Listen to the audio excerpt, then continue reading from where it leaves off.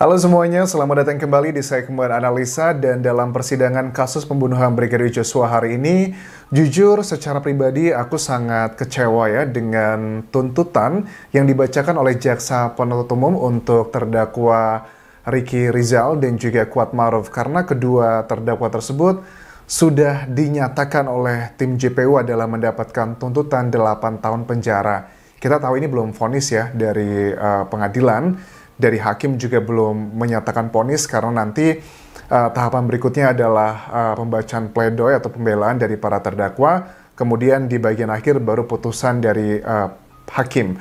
Tetapi jujur ya, selama ini kan kita menilai bahwa JPO itu kesannya adalah sangat keras dan juga beberapa kali terlihat kasar gitu ya, emosional dengan para terdakwa, dengan tim kuasa hukumnya. Tetapi kok di ujung tuntutannya hanya 8 tahun penjara. Kita tahu bahwa Kuat Ma'ruf, Ricky Rizal dikatakan berkali-kali banyak kebohongan ini dan itu. Tetapi apakah hal tersebut, kebohongan-kebohongan tersebut yang sampai sekarang pun mereka masih terus mengelak, ada banyak hal yang memberatkan. Kok Jaksa Penuntut Umum hanya memberikan 8 tahun penjara? Ini bagi aku sangat janggal ya, terlepas nanti putusan hakim seperti apa. Dalam persidangan hari ini, pada saat Jaksa Penuntut Umum membacakan tuntutan untuk Ricky Rizal, sempat ada suara getaran, gemeter. Ada ketakutan, ada beban, ada tekanan sepertinya di sana. Kemudian tidak hanya suara yang bergetar, tetapi juga adalah dengan gerakan yang sempat terpotong, terpause, bahkan melihat dulu catatannya, dan juga ada gemeteran. Kita coba simak dulu cuplikannya berikut ini pada saat Jaksa Penuntut Umum sempat berhenti sejenak sebelum membacakan angka 8 tahun penjara tersebut.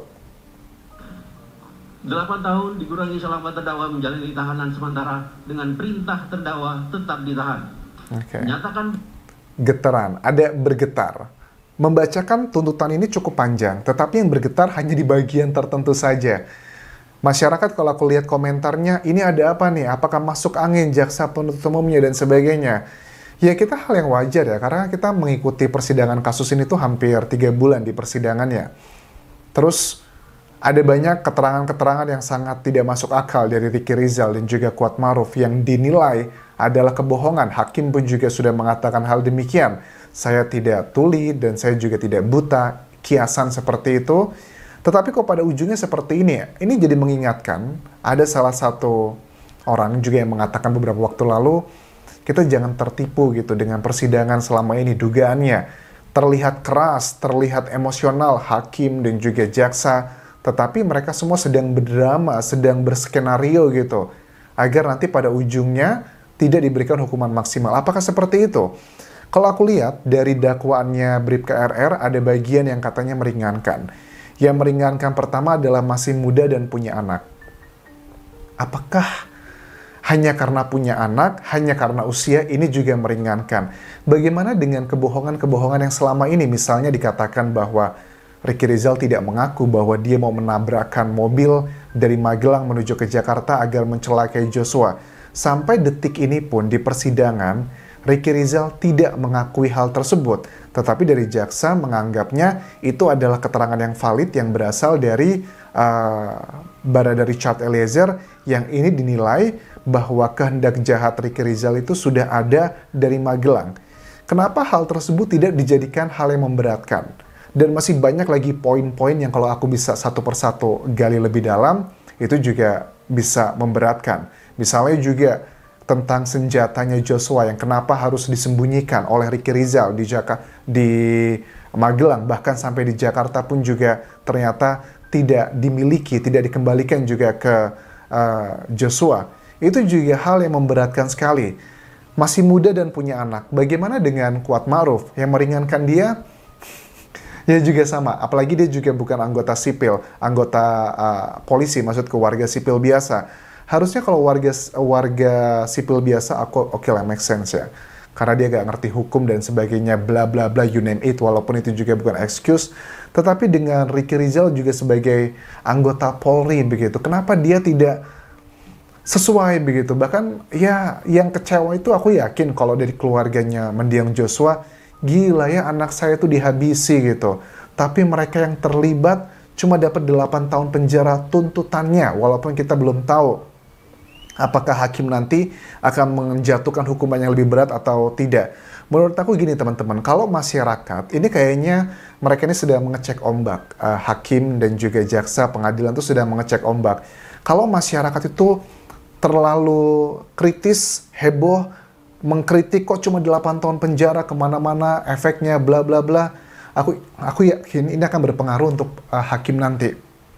Karena di Indonesia kan no viral, no justice. Kalau banyak orang yang protes, yang teriak bahwa nggak fair nih cuma 8 tahun penjara tuntutan yang diajukan oleh JPU, Jaksa Penuntut Umum, nanti hakim pasti akan memberikan yang jauh lebih berat lagi agar ya no viral, no justice itu masih terus ada di Indonesia begitu. Emosional, tetapi kita juga harus jangan sampai terbawa emosi, kita harus mengawalnya. Jadi kalau semakin banyak orang yang bersuara, tidak suka, tidak fair, bukan nggak suka atau suka ya, tapi tidak fair dari fakta-fakta persidangan yang begitu banyak memberatkan kedua terdakwa ini, banyak sekali kebohongannya sampai sekarang pun juga, kenapa cuman dituntut 8 tahun penjara, belum dipotong remisi.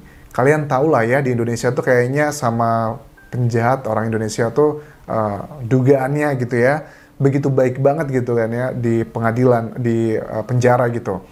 Tiap tahun ada remisi Natal, remisi Lebaran, remisi puasa, remisi macam-macam, belum ditambah dengan kelakuan baik dan sebagainya. Belum nanti ada aturan yang ya mudah-mudahan ini tidak terjadi ke mereka ya, bahwa kalau sudah menjalani hukuman 2/3, kalau dinilai kelakuannya baik, sudah bisa keluar. Ini tuh banyak hal-hal seperti itu, dari 8 tahun dipotong sekarang mereka ditahan sejak bulan Agustus.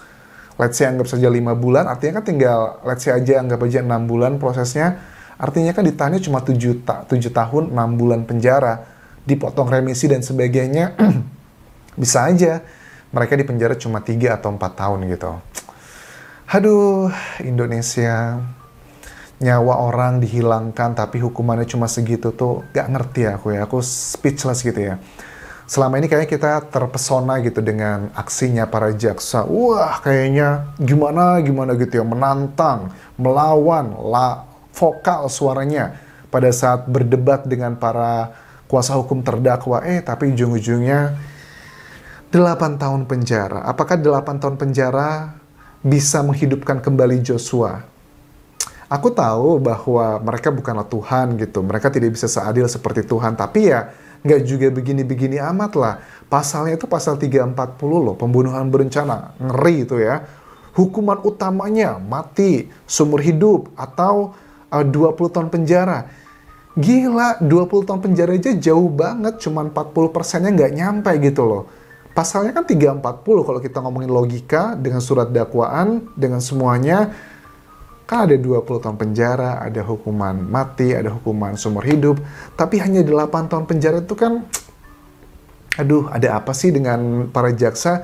Kita kecewa, aku kecewa secara pribadi, walaupun mungkin ini adalah menurut mereka sudah fair gitu, tapi ya kita lihat nanti, ini adalah kayak ngecek ombak sih menurut aku. Kalau masyarakatnya oke-oke aja, nggak banyak yang protes dengan 8 tahun penjara, karena kita mengawal juga kan ya, dan pasalnya juga pasal 340 loh, 20 tahun, seumur hidup, atau hukuman mati gitu loh.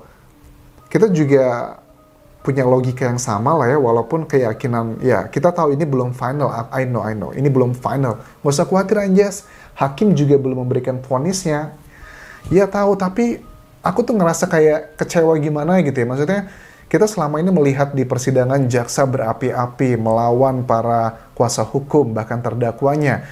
Tetapi kok di ujung-ujung cuma seperti ini tuh ada apa? Apa takutnya juga kita, hakim juga sama, sudah melawan, hakim terkesannya sangat vokal, dan juga terkesan beberapa kali emosional dengan para terdakwa, takutnya ujung-ujungnya juga seperti ini, vonisnya hanya segini. Karena surat dakwaannya itu pasal 340 teman-teman, hukuman mati, seumur hidup, atau 20 tahun penjara.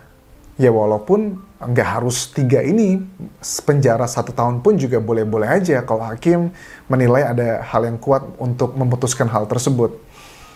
Masih muda dan punya anak, ini kayaknya juga bakal diberikan hal meringankan untuk Putri Chandrawati dan juga Ferdy Sambo. Mereka masih punya anak-anak, masih punya ini. Jadi ini tips nih buat para pelaku kejahatan di Indonesia, segeralah memiliki anak. Karena dengan memiliki anak tuh bisa membuat meringankan pada saat nanti di persidangan.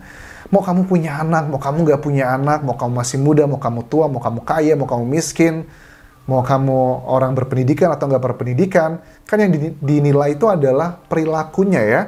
Yang dihakimi itu adalah perilakunya. Perilakunya apa? Membunuh. Ya sudah, pasalnya apa? 340.